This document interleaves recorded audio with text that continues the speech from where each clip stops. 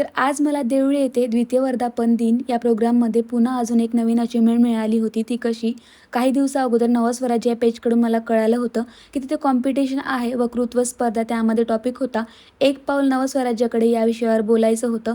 5 मिनिटाचा व्हिडिओ तयार करून तो त्याने शेअर करायचा होता. तो मी केला आणि नंतर त्यांचं इन्व्हिटेशनसुद्धा मला आलं होतं की तुम्ही तिथे या, तिथे प्रोग्राम वगैरे आहे म्हणून. त्याचीच तयारी माझी इकडे सकाळी सकाळी चालली होती.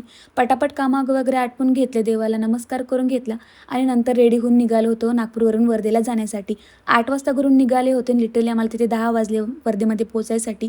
आणि घरून काहीच खाऊन वगैरे नव्हती निघालो, म्हणून पटकन तिथे नाश्ता वगैरे केला. नंतर निघालो होतो देवळीला जाण्यासाठी. देवळीमध्ये जाता मी एक गोष्ट नोट केली, जिकडे बघितलं तिकडं ना फक्त आणि फक्त मला ते टॉवर दिसत होते. ते टॉवर नेमके कशाचे आहे हे सुद्धा कळालं नाही कितीतरी वेळपर्यंत.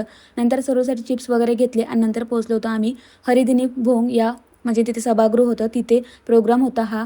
पोचल्या तिथे काही पाहुणे वगैरे आले होते, जसे प्रमुख पाहुणे वगैरे म्हणून नितेश कराळे सर, गोविंद पोलान सर, म्हणजे ते वगैरे तिथे आले होते. जे त्यांचं भाषण वगैरे त्यांच्यासाठी खूप फेमस वगैरे आहे तिथे, ते वगैरे झाले. आणि मला अचीवमेंट मिळाली होती फक्त सचिन वैद्य सर यामुळे.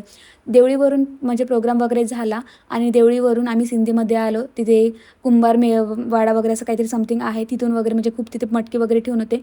तिथून आम्ही वर्धेमध्ये पोहोचलो. वर्धेमध्ये आल्या मला सुंदर अशी एक नर्सरी दिसली होती. तिथे इतके म्हणजे सुंदर असे झाडं दिसले होते आणि बरेच दिवस झाले मी कोणतेच झाडं वगैरे काही शॉपिंग वगैरे केली नव्हते. म्हटलं चला आज एक सुंदर छोटीशी झाड तरी घेऊया म्हणून तिथे 2 झाडं वगैरे घेतली आणि खूप जास्त भूक लागली होती कारण सकाळपासून काहीच खाल्लं नव्हतं.